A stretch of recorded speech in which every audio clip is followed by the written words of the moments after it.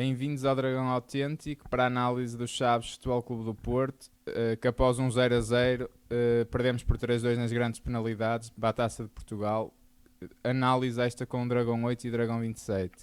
Esta derrota é uma derrota que dói, e dói por vários motivos. Primeiro porque nos custa uma competição que queríamos ganhar, e depois de sair desta maneira injusta custa mais. O Porto não fez um jogo brilhante, nem de perto nem de longe, mas fez um jogo onde jogou mais do que suficiente para ganhar, acho que isto é claro. A sorte não quer nada connosco, nem já há alguns anos que não quer. Basta ver-se o lance, por exemplo, do remate do André, que vai à barra, que era um golaço, mas os deuses não quiseram que a bola entrasse. Tivemos diversas oportunidades e diversos remates que ou o guarda-redes do Chaves defendia tudo, ou aparecia um meco à frente que levava com a bola na cabeça e cortava em cima da linha. Depois disto tudo, esperar pelos penaltis, depois deste azar todo, estava-se mesmo a ver que infelizmente o Porto iria ser eliminado, e acabou por ser mesmo, onde em 5 penaltis o guarda-redes do Chaves adivinhou 3 lados, e acabámos por ser eliminados desta competição exatamente da mesma forma como fomos o ano passado, já na final. Um jogo de sentido único, onde quem queima tempo e defende é premiado com a sorte de ir aos penaltis e tem a felicidade de vencer, tal como o ano passado na final. Acho que nos faz precisamente lembrar esse jogo. Mérito também da equipa dos Chaves, que fez de facto o jogo da vida deles e o antijogo. Portanto, foi o jogo e o antijogo da vida deles, porque eu não vi os Chaves a fazer antijogo ainda este ano contra a equipa nenhuma.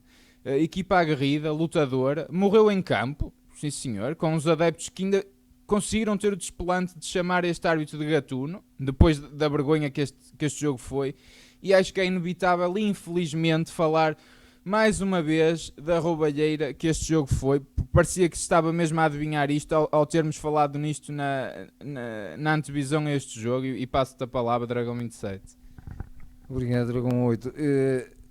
O Nuno Espírito Santo disse no jogo, após o empate com o Benfica, que soube a derrota de facto, que aquela derrota doía, e tu hoje também disseste que aquele empate doía e aquele resultado doía, e tu também disseste que esta derrota doeu, e doeu de facto. E o Nuno Espírito Santo acrescentou mais uma coisa, disse que para além de doer também provocava revolta, e revolta de facto temos todos que a sentir. Revolta contra o roubo, o esbulho, a trafolhice e a mentira e a falta de seriedade que começa a campear nas nossas competições. Só nos resta denunciar, mas denunciar sempre até à exaustão, até que a voz nos doa, e sentir cada vez mais o orgulho de pertença a um emblema que só ganha e só quer ganhar com lisura e pela supremacia do seu valor. Supremacia que teve sempre em todo o jogo, mesmo sem sempre jogar bem. Supremacia que teve sempre na atitude, na capacidade de luta, na abnegação, na entrega total até ao último segundo, que vai prosseguir cada vez com mais intensidade e espírito solidário de união. Estou convicto disso.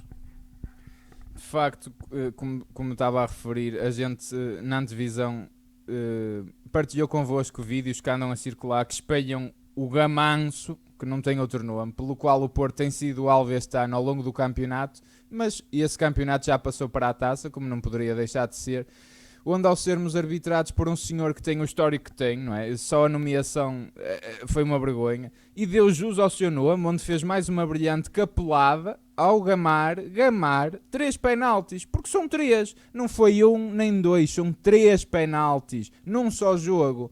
Os lances são já realçados pelo Porto, onde qualquer pessoa com um mínimo de isenção consegue dizer que é um lance onde o jogador dos Chaves sem poleira em cima do André Silva e o manieta completamente com os braços, impossibilitando o André Silva de se movimentar.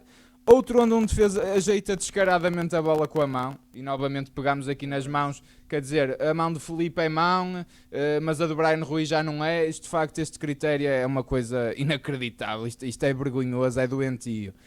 E o último lance num remate do Evandro, que se vira bloqueando a bola com a mão. Falam-se num penalti do José Sá também a favor do Chaves. E eu posso dar de barato, apesar de mesmo assim fez primeira defesa, fez primeira mancha, e acho que ele não poderia de repente eclipsar-se. Mas isto para dizer que isto é uma coisa vergonhosa. Eu não percebo como é que alguém tem o prazer de ganhar a jogar desta forma, sinceramente. Mas pelos vistos há pessoas que gostam muito de vencer, tendo apenas sorte burra e arbitragem do lado. O futebol é assim e é uma felicidade do caraças. Ganhando assim, há quem fique muito feliz, mas eu volto a dizer que eu gosto mais de futebol bem jogado do que pura sorte, e não me importo de perder assim e perder como um clube sério que joga futebol e não outra coisa. Mas o que me magoa mais nisto é o Porto não dizer nada. Vem para o Facebook falar. Mas isto resulta desde quando? O Porto está a fazer isto desde o início do campeonato, desde o jogo contra o Sporting. O que é que isto adianta? Os nossos adversários já tinham impugnado este campeonato, tal o escândalo é de prejuízo que o Porto tem sido alvo, se fosse no caso deles. Não se faz nada, ninguém diz nada. Eu não consigo compreender como é que o nosso Porto é gozado e humilhado pela arbitragem desta forma e o nosso presidente não diz, por exemplo, uma palavra. Mas independentemente disso, Dragão 8, estou convencido que esta equipa vai continuar cada vez mais unida. E as vitórias e as conquistas vão inevitavelmente chegar, contra tudo e contra todos. Sobretudo contra os covardes que se contentam com as vitórias alicerçadas na trapaça, na manha e na mediocridade. Depois disto, agora, o Porto também tem culpa própria. Não se pode aqui também escamotear isso. Não foi só azar e arbitragem, embora esta última seja obviamente muito mais difícil de superar, quando é assim tão escandalosa, porque eu recordo que, por exemplo, o André tem um amarelo nos minutos iniciais que manieta, por exemplo, logo um jogo de uma equipa. Mas o Porto tem empatado este tipo de jogos por 0-0. Curiosamente, eu recordo aqui o jogo com o Tondela em casa deles e com a Vitória de Setúbal, onde o Porto teve claras dificuldades para marcar, sendo sempre prejudicado nestes jogos, que não convém esquecer. Mas o Porto é muito perdulário, tem dificuldades em penetrar na grande área e fazer golos de maneira contundente e fácil até. É complicado mesmo para o Porto fazer golos. Neste jogo em particular houveram diversos problemas e erros, na minha opinião, de análise do nosso Mister. O André Silva e o Jota estavam claramente desgastados e depois o Varela, que até fez um jogo bonzinho para o que são as suas características e para o que a gente conhece do Varela, mas é um jogador que pouco desequilibra e está completamente sem ritmo de jogo nenhum. Alguém me explique como é que o Varela de repente entra na equipa, que é um jogador que nem ao banco tem ido e é titular de repente. E depois temos, por exemplo, o Brahimi, que até é um habitual suplente e nem sequer entra neste jogo. E depois entra o Layuna a substituir o Varela, com o Brahimi no... São substituições que não se compreendem. Pois o Porto precisava claramente de um desequilibrador e de alguém que trouxesse magia e imprevisibilidade ao jogo do Porto, que foi isso que faltou, porque assim é complicado. Depois, por exemplo, ainda ter tirado o Otávio para pôr de Poitre foi claramente dizer para a equipa privilegiar um jogo direto, quando tinha de tentar entrar com um jogo apoiado, com a bola pela baliza dentro, porque não era a tirar bolas em profundidade e a fazer centros à toa, que o Porto iria criar perigo e estava a dar bolas ao adversário e o Chaves ficou muito mais confortável com isso. O Porto estava com tanta dificuldade em marcar que não era desta forma que iria lá. O Porto tinha... os jogadores quase tinham que entrar com a bola pela baliza dentro. Porque, tivemos uma equipa perra. Volto a dizer, também não é fácil o André ter sido logo limitado nos minutos iniciais. Pelo amarelo, porque ficou logo condicionado, mas a equipa esteve outra vez pouco fluida, sem conduzir facilmente a bola entre o meio campo e o ataque. A defesa continua coesa e foi logo das primeiras coisas que a gente foi dizendo nas análises às jornadas iniciais, porque a defesa está bem, é dificilmente apanhada desprevenida, se bem que eu lembro-me só, por exemplo, de um lance do Chaves, que até teve logo uma oportunidade para marcar inicialmente, até numa saída também deficiente do José Sá. Mas o problema continua a ser, não é defesa, continua a ser do meio campo ofensivo para a frente.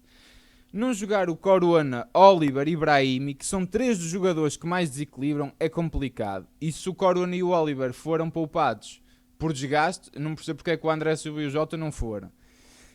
Continuamos a não utilizar o 11 mais forte e insistimos em jogadores que estavam claramente desgastados fisicamente. E aí o Nuno Espírito Santo tem bastante culpa. Não vale a pena também escamotear isso. Infelizmente, dá a ideia, novamente, tal como ao último jogo, que este ano começa a ser comprometido seriamente. a comprometermos todos os objetivos. O Nuno realça que de facto já cumprimos um objetivo que era ir à Liga dos Campeões, e muito bem, mas acho que não pode ficar agarrado a isso, porque isso acabava por ser uma obrigação de um grande Porto e de um Porto europeu, com tantas presenças já. Esta equipa não ganha há 3 jogos consecutivos, é uma verdade. Tendo sido sempre prejudicada, mas já não ganha em Setúbal, não ganha contra o Benfica, não ganha hoje em Chaves. Mas tem sempre uma atitude fantástica, que era algo que não se via nos últimos anos. É preciso mais, para além disso, como é óbvio, e vamos ver agora como é que a equipa vai reagir e responder no próximo jogo. Mas esta equipa, eu não consigo estar chateado, porque de facto os jogadores dão tudo, dão o litro, e também merecíamos já um bocadinho mais de sorte. Mas vamos ver se estes resultados não afetam a equipa, porque vamos ter agora um próximo jogo, também ele fundamental para as nossas aspirações na Liga dos Campeões. Tudo aquilo que tu disseste, globalmente eu estou de acordo, só queria acrescentar o seguinte: o Futebol Clube do Porto de facto tem oscilado as suas exibições, de facto não tem sido uma equipa consistente, mas é preciso também dizer uma coisa que é muito importante: a consistência é inevitável que também vem com vitórias. A atitude não falta, a atitude é irrepreensível e havendo vitórias, há confiança, havendo confiança o nível exibicional melhora e portanto tudo vem por acréscimo e é isso que está a faltar, e o Porto merecia, por aquilo que tem feito, tem tido mérito para merecer muito mais. Infelizmente também não o tenho deixado. Evidentemente que não nos podemos escudar apenas com as desculpas, mas isto não são desculpas, isto são factos muito, muito graves. Agora, evidentemente que o Futebol Clube do Porto, para além disso, tem que fazer aquilo que lhe compete fazer, e o que lhe compete fazer é cada vez trabalhar mais e melhor para, digamos, ultrapassar todas estas questões que ainda não estão convenientemente trabalhadas na equipa. Sobretudo, como nós já temos assinalado várias vezes, o jogo do que o Futebol Clube do Porto faz do meio campo para a frente, que não pode cair nisto de ser um chuveiro, até porque o Porto não tem essas características de jogadores, não tem as características para jogar nesse tipo de jogo, e é um jogo que acaba por estar um bocadinho na expectativa de que haja um golpe de sorte. E o Futebol Clube do Porto não tem sido bafejado pela sorte, portanto não pode contar com isso. Tem que construir futebol para marcar golos. Mesmo assim, não jogando muito bem, tem construído ainda muitas jogadas e tem falhado várias vezes. E tem tido azar. Agora, naturalmente, que é preciso também que a equipa ganhe vários jogos seguidos e que a deixem ganhar, porque isso, se assim não for, o que se está a passar é gravíssimo e tem que ser denunciado e vá para onde se for. Não podemos ficar numa atitude de quietismo, numa atitude parados, a pensar que alguém há de ter um rasgo de consciência e ficar arrependido e começar a fazer aquilo que não sabe fazer, que é fazer bem, apitar com profissionalismo, com seriedade, porque não está no sangue desta gente fazê-lo, nunca. É de facto inacreditável e não nos vamos calar, nós certamente.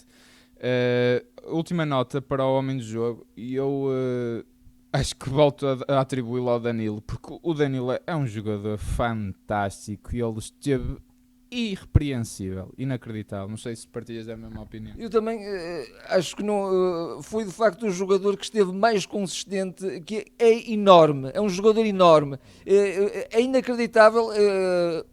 A fisionomia dele também tem a ver um bocadinho com ser grande, não é? Porque ele tem umas pernas longas e às vezes vê-se mesmo isso, ele a ir por entre dos adversários e parece que consegue chegar mais longe, quase uma bola que está perdida e ele mesmo assim chega lá. De facto, no meu ponto de vista, também foi o homem do jogo. Está feita esta análise então. Obrigado por estarem connosco desse lado. Não se esqueçam de subscrever o nosso canal e partilharem, e façam esta mensagem deste roubo e desta vergonha chegar mais longe e aumentar assim a nossa comunidade, se de facto gostaram. Estaremos de volta para a antevisão então a esse jogo importantíssimo que será o Copinhaga. Até breve.